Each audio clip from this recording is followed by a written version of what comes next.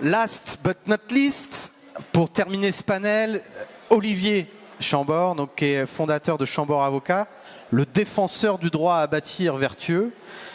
Quel est le rôle, Olivier, d'un avocat dans la fabrique de la ville de demain?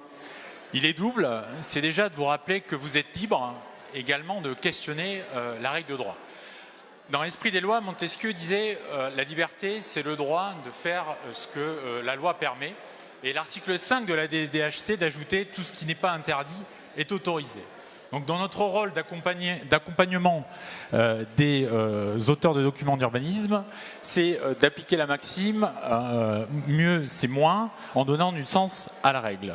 Ensuite, c'est d'accompagner les porteurs de projets dans leur contestation des interprétations des communes qui aujourd'hui se sentent protégés par la crainte des administrés de saisir la juridiction et qui se sentent protégés par le principe du préalable de la décision administrative.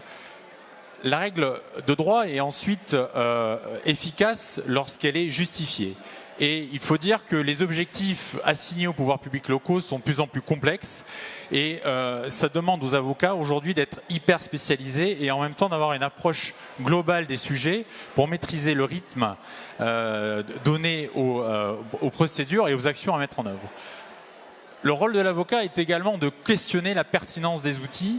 Il est temps aujourd'hui probablement d'envisager des permis de construire à option claire, également de réformer le permis de construire avant l'indivision pour lui permettre d'autoriser des maisons individuelles à condition qu'il ait la même garantie qu'en matière de lotissement, à savoir la garantie d'achèvement des VRD, et aussi de réformer le régime des lotissements permettant la découpe de l'eau sur mesure.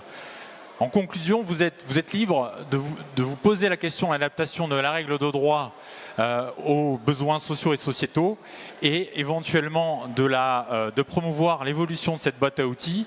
Et c'est pour ça que je vous dis qu'ensemble, construisons demain. Merci Olivier.